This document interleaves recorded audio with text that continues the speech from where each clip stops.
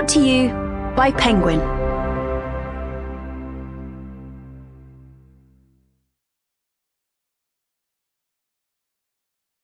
The Correspondent by Virginia Evans. Read by Maggie-Meg Reed, with Jane Oppenheimer, Carly Robbins, Jeff Ebner, David Pittu, Chris Andrew Ciulla, Mark Bramhall, Petrea Burchard, Robert Petkoff, Kimberly Farr, Jim Siebert, Cerris Morgan-Meyer, Peter Ganim, Jade Wheeler, and Steve West. To Mark with love. What I have made for myself is personal, but is not exactly peace. Most of us live less theatrically, but remain the survivors of a peculiar and inward time. Joan Didion, On the Morning After the 60s, The White Album. A preface.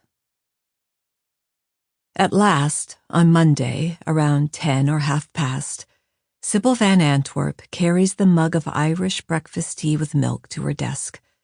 The bed is made, the dishes clean and drying on a towel beside the sink, the plants watered, the shelves dusted. She scoots the chair with precision, then gazes for a few moments out the window over her garden and toward the river off and below, at the few white triangle sails there in the distance, the reflection of the sky on the wide water, the square mansions on the Annapolis side.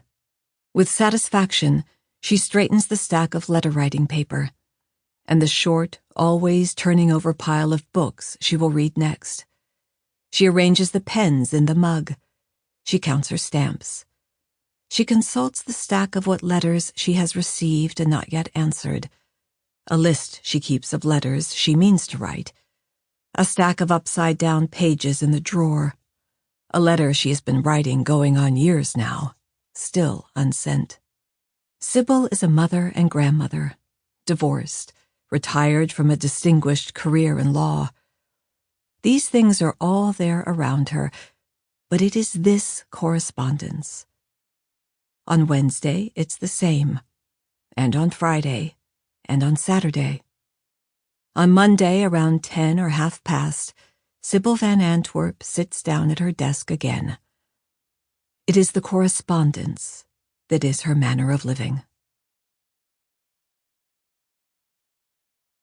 Felix Stone, 7 Rue de la Papillon, 84220 Gourdes, France.